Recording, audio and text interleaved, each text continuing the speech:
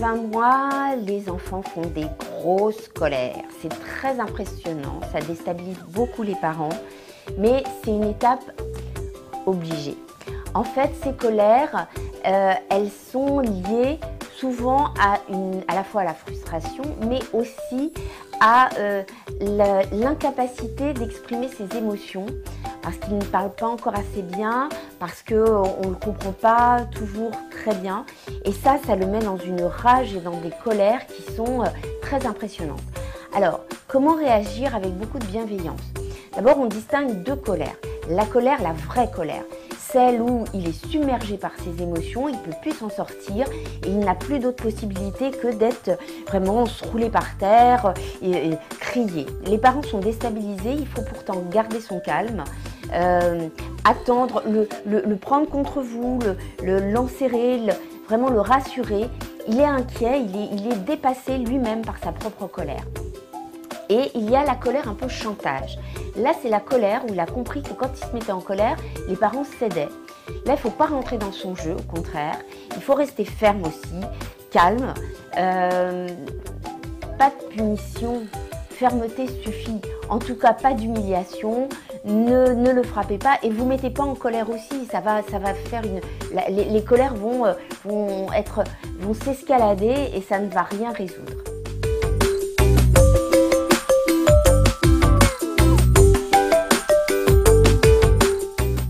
Il arrive fréquemment que chez la nounou, il mange à la perfection des légumes, les épinards, et à la maison, rien du tout, c'est la galère, Alors, bon, c'est pas grave. Déjà, rappelez-vous que l'équilibre alimentaire se fait sur la semaine. Donc, s'il mange bien le midi, qu'il a les légumes, c'est bien. Le soir, interrogez-vous. Est-ce que peut-être vous travaillez plus en ce moment? Est-ce que vous êtes enceinte? Est-ce que un des parents est absent? Il veut peut-être un peu régresser. S'il mange, le soir il veut son biberon calmement avec vous, c'est pas grave. Hein. L'équilibre alimentaire, je répète, c'est sur la semaine. Donc sur la journée, vous imaginez bien que si le midi, là, les légumes, il mange bien, et que le soir, c'est un gros biberon, un peu câlin, eh bien c'est pas grave, ne vous inquiétez pas.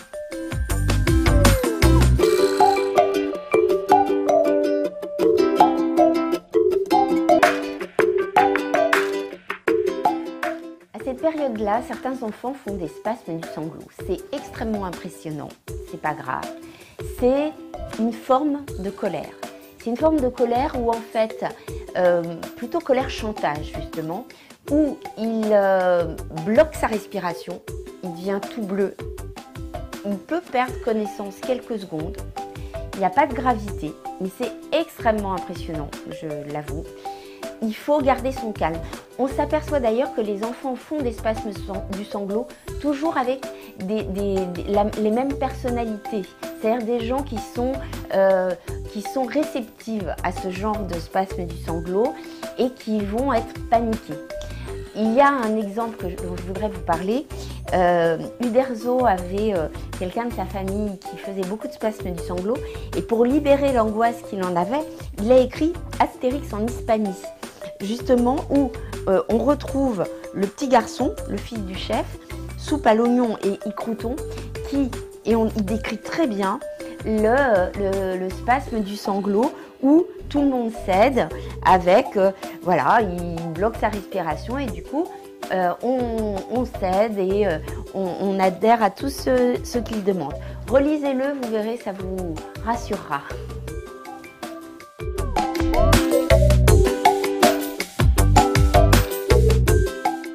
À 20 mois, malgré qu'il ait grandi, l'enfant est toujours très fragile avec les fumées de cigarettes.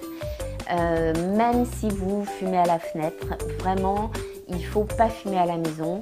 On retrouve dans l'urine des enfants de la nicotine. Donc vraiment, soit vous sortez pour fumer, soit vous essayez d'arrêter, ce qui est quand même mieux pour la santé de tout le monde. Ça les fragilise énormément au niveau des bronches, au niveau même des otites. Donc ne fumez pas du tout à la maison.